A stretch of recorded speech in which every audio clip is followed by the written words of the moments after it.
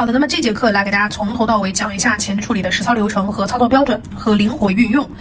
很多人问老师每个阶段它大概长成什么样子？例如说，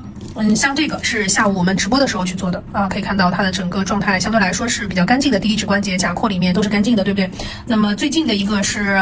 前2天，也就是这个状态应该是3天左右的一个状态吧。3天的状态啊，然后这只手应该是比较近的，大概是6天，1星期不到。那甲廓里面可以看出它甲上皮已经长出来了，但是那个夹层皮没有。夹层皮是什么？我来给大家一会儿放一个视频。这层白色的皮是什么呢？看到小红薯的一位博主下面有很多回复，有人说它前置太狠了，有人说把指甲怼分层了，有人说打磨太深出坑了。那么我来分享一下，看这张图，它有着自己的专业名字，叫做甲上皮角质，它是位于甲廓下面甲面上方，我们实操剪掉的部分呢叫做甲上皮，而它就是甲上皮的角质，会不断的新陈代谢。去掉甲上皮后，在甲面上残存的白色碎屑也是它的一种表现形式。咱们日式湿处理当中用钢推刮蹭的也是这个，只是有些人新陈代谢比较旺盛，角质厚的我会叫它夹层皮，前处理时是顺便就把它处理掉了，因为它处于最低处，等新陈代谢出来了之后，你会最先看到它，这是正常现象，所以不必担心，也不是打狠了，也不是甲面出坑了，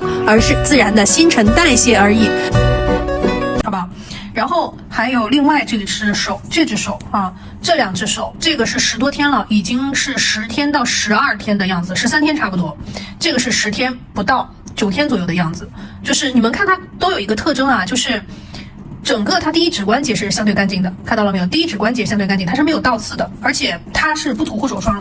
就是1个月长成了的样子。因为它的手有一个特点，以前看过我老板网课的人应该知道啊，他的这个手我们是可以见证他的成长的。他的指甲，这是没有做他指甲的样子，他的指甲是凹凸不平的，然后甲上皮它的甲廓是一直是长的这种导致增生很多的这种感觉，也有去医院给看过，但是医生是给不了什么很明确的答复，然后查维生素都不缺，查真菌也没有什么真菌，所以它就是一个这样的状态，遗传的一个状态啊。然后大手指我们是给它用了水晶给它进行了这个养护，大手指的凹凸不平的状态更严重，只不过经过这些年给它一直前置处理，然后加涂底胶啊，你能看得到。那像这个能不能看得出这个上面甲面上会有一些凹凸不平啊？这个是水晶给它去做了一个保护。总的状态大家可以看到甲上皮它是长出来了，但是第一指关节的倒刺这种情况是没有的。所以今天给大家按照前置处理的整个操作流程来去讲一下前处理的操作方式，以及我们到底什么样的情况是可以用钢推，什么样的情况是用打磨头的。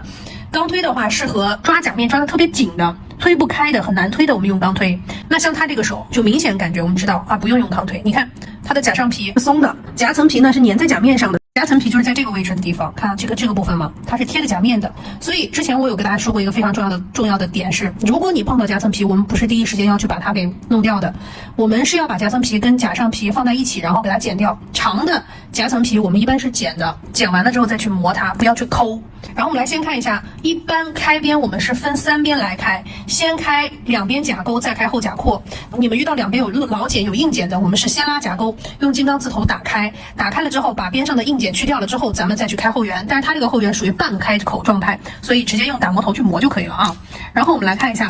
第一个打磨头用到的是金刚刺头，金刚刺头我们用的这个大师版标配的是蓝标。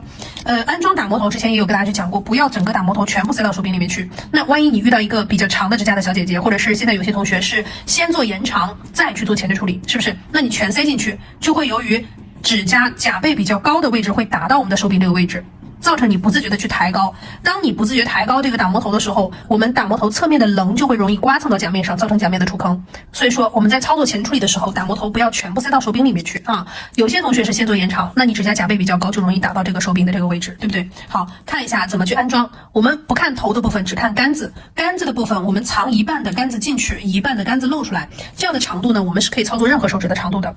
但是有一点需要注意的是，如果你的打磨头它的同心度比较差，你就有可能会造成，就是你把这个杆子的位置拉长，就会造成你正感。什么是同心度？我来给大家看一个案例啊。比方说有一段时间就是拼多多上会有卖假货的情况，像这个打磨头就是假货，那么我们的正版长这个样子，对不对？你看大那么多，那么它是假货，然后它价格又特别便宜的打磨头很大一个特征就是它的同心度比较差。同心度怎么体现出来的？就是会有正感，你明显能感觉到正感。但是金刚砂这种打磨头或者说这种金刚刺头长得比较小，你是看不太出来，不容易看。可是这种打磨头大一点，你是能看得出来的。我给大家把这个转速降低啊，稍等。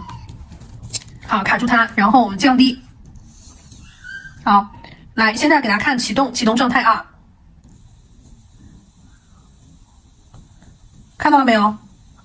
你开到02或03的时候，你就能看到它的旋转了，它的同心度就会低。你平时做前置处理出现震感或者说出现发烫，也是由于你的打磨头或者是你的打磨机两者其中一个它的同心度不好。好的打磨机同心度是第一标配，好的打磨头同心度也是第一标配，这是大家要知道一个第一个关键知识点，叫做同心度，对吧？你就可以评判出你的机器或者打磨头的好坏啊。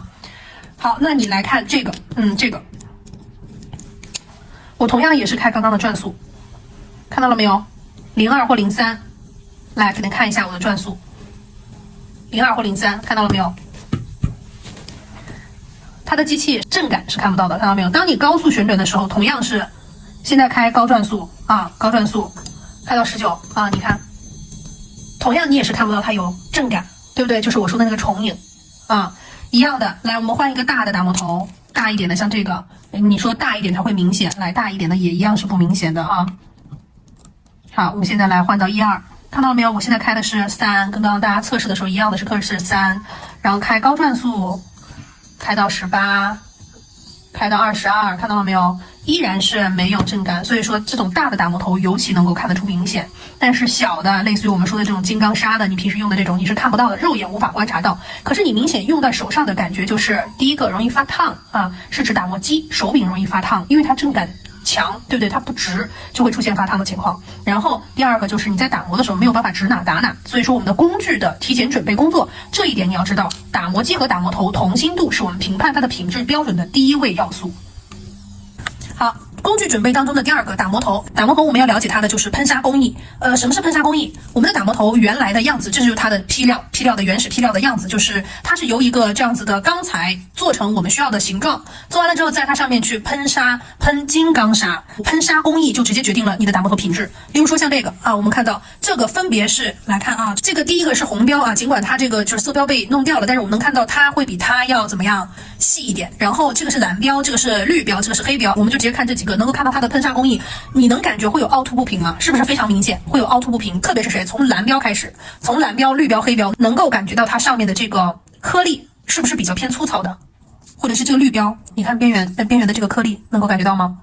看得到吗？啊，所以来看，即便是这个蓝标也是一样的。所以说，我们的喷砂工艺直接决定了它的什么品质。所以喷砂工艺应该是既细腻又要有锋利感。我们来再看。接下来我们来看一下这4个打磨头它的喷砂工艺。红标看到了吗？是不是明显感觉它的颗粒感是很少啦？我们能够看到反光点，但是我们看不到它的颗粒。你可以通过反光点的大小来判断它的颗粒度，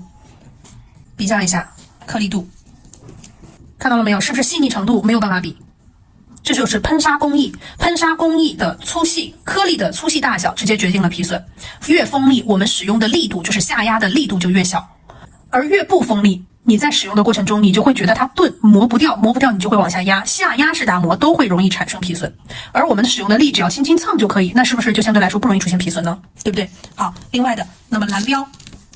再对比一下。好，蓝标我们来对比一下，在旋转的过程中能够看到反光点，但是反光点直接反射出它的光的大小，或者说是它的这个颗粒的均匀度，是不是就能看得出哪个打磨头它的锋利值好，或者是均匀度更好？打磨头的喷砂工艺，第一个要细腻，第二个要锋利，锋利又细腻才能够保证我们在操作的过程中不容易出现皮损。那如果说它只有锋利，它没有细腻程度，是不是一磨就破了？那左边的这个其实它是只有锋利度，但是它没有细腻程度。喷砂的工艺和喷砂这个砂的品质，一分价钱一分货。为什么大师版价格贵？就是因为它的喷砂砂本身就贵，而喷砂工艺又决定了它本身的价值，能理解吗？这是我们说的喷砂工艺，好不好啊？好，那么其他两个我们就不做对比了，因为我们绿标和黑标一般情况下不用在这个皮肤上。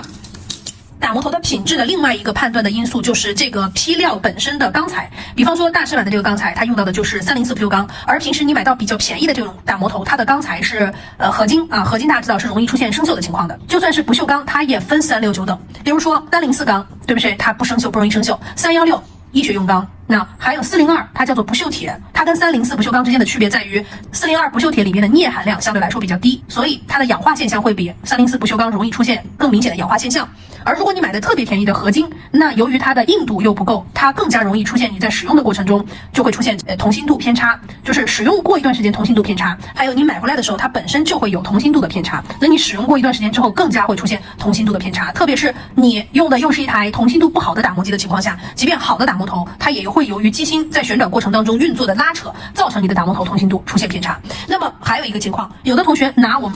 你的打磨机拿你的头，然后放在打磨机里面不小心啪掉地上了，掉地上之后这个头它歪了，说打磨头质量不好，不是的。它的硬度再硬，它也没有钻石硬，它受到外力撞击的时候，它就会产生同心度偏差，这是本身的一个特性决定的。只是用打磨头做前缀处理的这样一个专业达到它就可以了，你没有办法要求它带着手柄摔到地上，它完全不变形，那这个没有办法做到的，好不好？好，接下来。